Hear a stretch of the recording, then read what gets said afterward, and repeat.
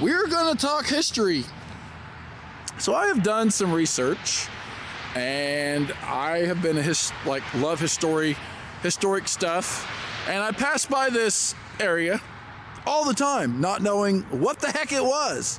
Well, I did some research and found out that this building and this tower that I'm going to show you what's on top here in a minute has been here since the late 1940s, early 1950s, back during the Cold War. This is an old AT&T transmission tower that was used for long distance phone calls during the war. So we're gonna show you. Now this is here in South Mattoon, Illinois, and the antennas are still up there. That's probably 250 feet, maybe 150 feet up, and show you that the towers are still intact. We're gonna kind of walk around to here. All the other, it used to have other satellites on it, but they have since taken those down.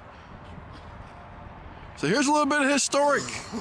Something that is in Coles County that's been here since the Cold War. Some sort of American towers. Let's see what it says here. If it has any old. All personnel should have.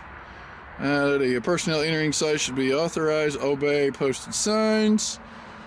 Mattoon, Illinois doesn't have really no trespassing, posted sign required by law. American Tower, site number, releasing. Pretty cool little artifact from the Cold War here in Coles County, Mattoon, Illinois. I think it's pretty cool. I'm a big artifact type deal. I like historic stuff. I think this is cool. I've always wondered what those were. I thought they were big speakers or tornado sirens or something. Nope. They're antennas. They basically transmit. You can see the wire coming out of the bottom there. These are not hooked up anymore. There is a ladder that goes up. All kinds of steel caging. I'm surprised it doesn't have like a strobe light on top of it for airplanes, but it must not be high enough. You see the cables coming out of the side of the building there? That means that this tower they're cut, so that means it's no longer in service. Got it all fenced up, chain link around it. I've seen people here on YouTube climb these things and go all the way up there. Not me, not on this cold day. No, thank you. I'll just show you some video and pictures. And that's just cool that's been here since the Cold War. A majority of these, were all over the country. You can see the map here. You can see the routing of where these towers communicated throughout the United States. They're everywhere. There's a lot of them in Missouri, Mississippi's got several, Ohio, Indiana, by Chicago, Iowa has several.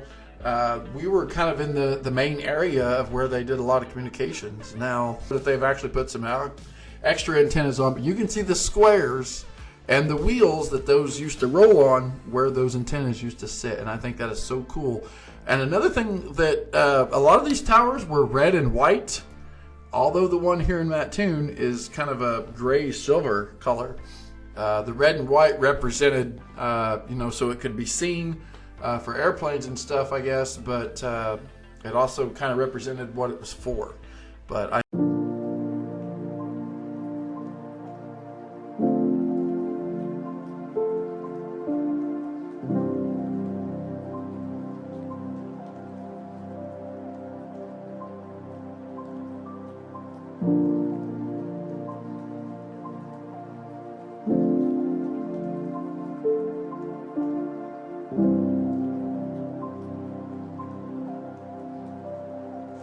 Alright guys, so I hope you enjoyed the drone footage here. We took at a later date. The first part of this video was shot in like March, and this has been shot here now in August. So I have learned a little bit more about these long line tower sites. So these antennas, or horn antennas that you call them, basically are line of sight antennas. So one antenna distributed signal to another antenna from microwaves back before the invention of, you know, all the fiber optic and all that stuff came in, which basically eliminated the use of these towers. Now, why are these towers still standing? Well, it costs a lot of money to dismantle them. A lot of phone companies, cellular companies have since bought space on the towers to put antennas and stuff for cell phone towers and all that. So, I mean, and they're kind of a cool relic to the Cold War to see around. So there is some towers you will see that have just the spots where the horns used to be.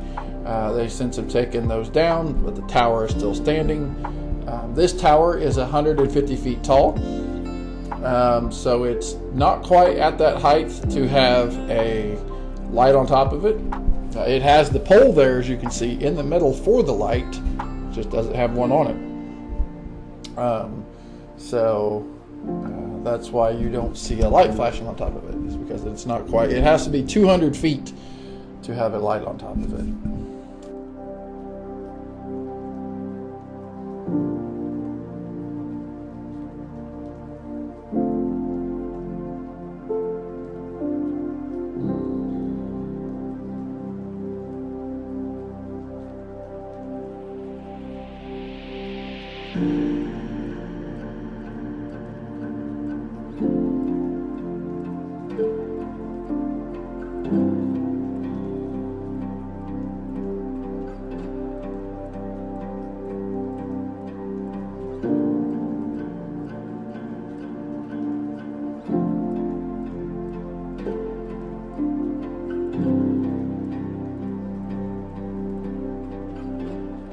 So to explain how these worked, this here is the front of the antenna. The microwave would hit that front of the antenna and then be channeled down to the bottom of the horn. That's why it's kind of slanted like a funnel. It would run down those cables or those pipes. I don't know if there was cables in there or pipes or how that went. Then it would travel all the way down to the bottom of the tower. You can see one there off to the left that still is intact. The other tubes or pipes or whatever they're called have been completely taken off. It would run clear to the bottom of the tower and then run into the building where it would be transmitted into computers and then all that stuff, and then, you know, sent to where else it needed to go. So basically 2 of these were receiving and 2 of these were sending.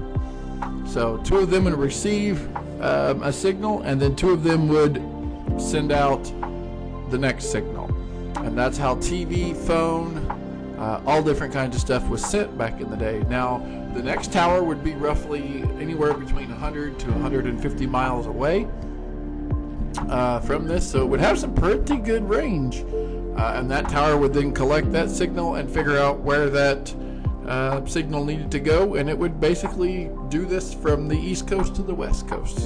So these towers are all over the United States. A lot of these still exist today.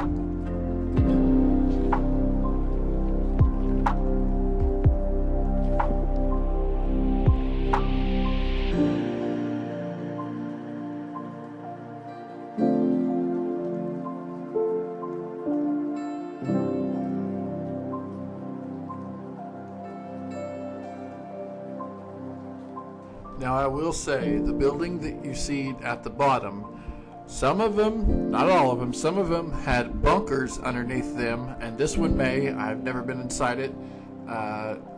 Would like to go inside of it just to see what's in there, but some of them had bunkers that were strong enough to withhold a nuclear blast. That's pretty cool.